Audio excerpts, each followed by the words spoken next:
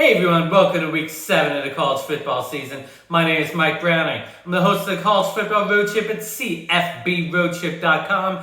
And what an amazing week 6 slate of games we ended up with last week between the A&M upset of Alabama, the amazing comeback by OU over Texas, the Arkansas Ole Miss game that went back and forth in the fourth quarter. What an amazing slate. That's what makes college football so exciting. Our week 7 slate of games, at least on paper, don't look as exciting as last week, but that doesn't mean there can't be upsets here and there that end up being amazing games. So with that said, let's go ahead and jump into this week's picks.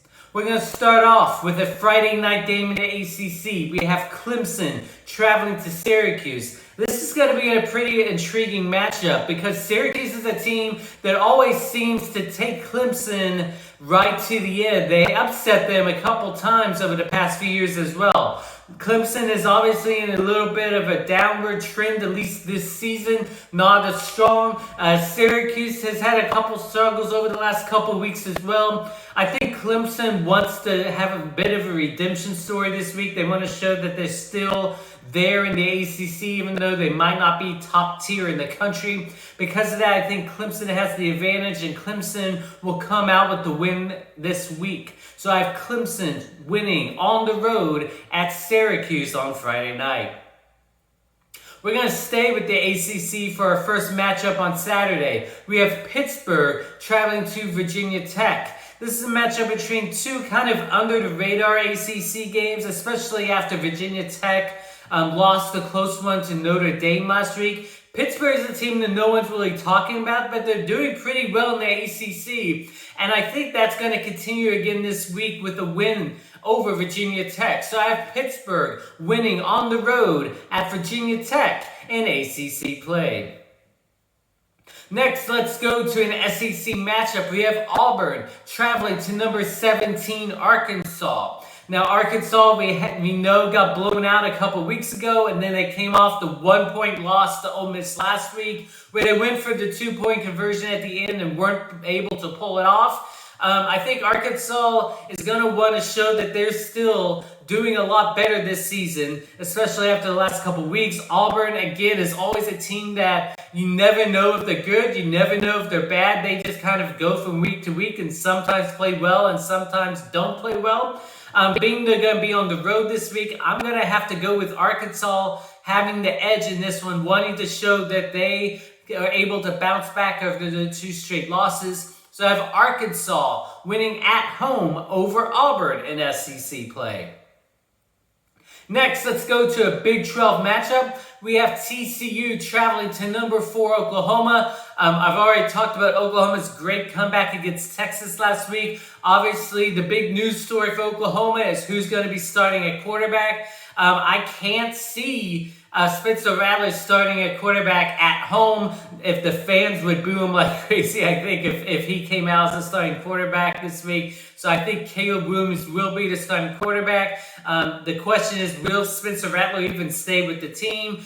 Will he be around as a backup? Will he be willing to take on that role? We're just going to have to see how that plays out. Because the offense was able to come alive in the second half against Texas, I think that's going to continue. They're going to want to show that they're able to have that resilience and be able to show that their offense can play for an entire 60 minutes. I think that's going to come at the detriment of TCU this week. I have Oklahoma winning at home over TCU in Big 12 play. Let's go to another Big 12 team. This is a non-conference matchup. We have number 19 BYU traveling to Baylor. Baylor is another team that's kind of under the radar this season. No one expected them to do well. They're 5-1 on the season, I believe. The only loss is to the Oklahoma State team, that they were still competitive in that game. BYU is still ranked despite their loss to Boise State. But if you look at the schedule, yes, they did beat 3 straight Pac-12 teams to start off the year, but Arizona is not very good. Utah is not great either. Arizona State is the one team that they did pull off a good upset against. But after their loss last week and Baylor trying to crawl up in the Big 12, I think Baylor has more to play for in this game, honestly. And because of that, I'm going to give them the edge. I have Baylor winning at home over BYU.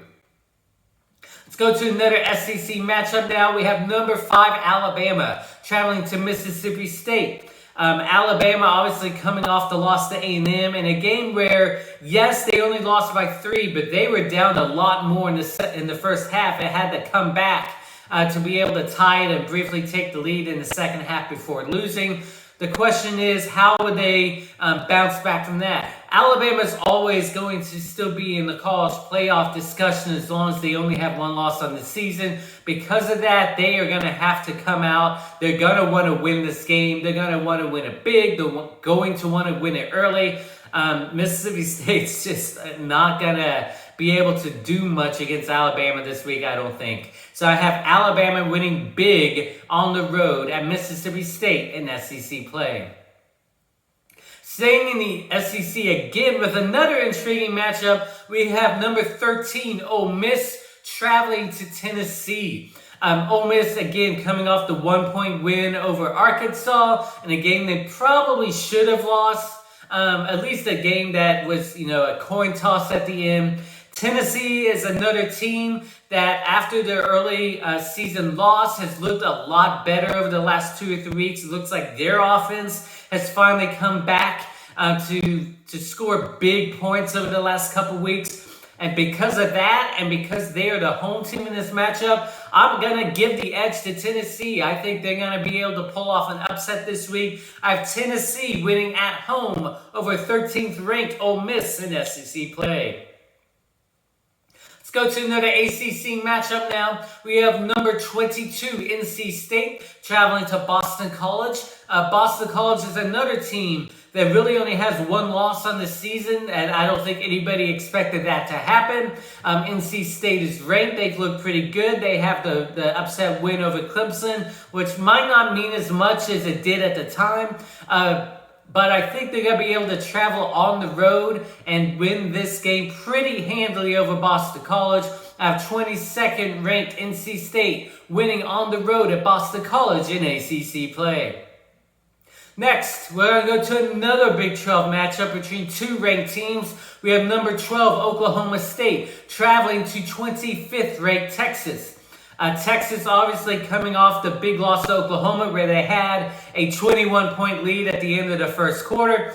Oklahoma State is a team that has looked really good on the year. They're obviously undefeated. Another kind of under the radar team in the sense that they're undefeated but still not in the top 10.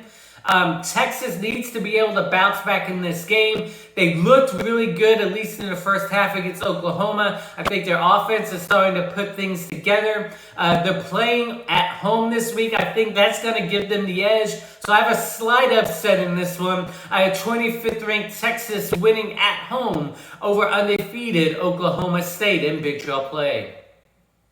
And then finally, our big matchup of the week, we have number 11 Kentucky traveling to number 1 Georgia. Kentucky undefeated on the year, having the big win over Florida a couple weeks ago, playing a Georgia team that has just looked unstoppable over the past few weeks. I don't think that trend's going to stop this week. I do think Kentucky is a really decent team. I think they still are a little bit underrated in the sense that they're undefeated. They have the big win over to Florida, but they're still not in the top 10. I do think they will be humbled a little bit this week, but don't count them out. As far as being a strong team, that although they probably won't win the SEC East just because Georgia is so strong, they are still going to be competitive in every other game this season and go to a really good bowl matchup at the end of the year. Because of that, I still have Georgia winning, but it might be competitive. Georgia will win at home over 11th ranked Kentucky in SEC play. So again, just a couple of top 25 matchups this week, but there could be a few upsets here or there, so go and look for some decent games this week. Next week, I will be back on the road for our 3rd game of the year on the road. We'll be in Charlotte for the FAU Charlotte game next Thursday night. So I'm excited to be in North Carolina and be able to check some things out there. In the meantime, go enjoy the week Game 7 matchups, everyone, and we will talk to you again next week.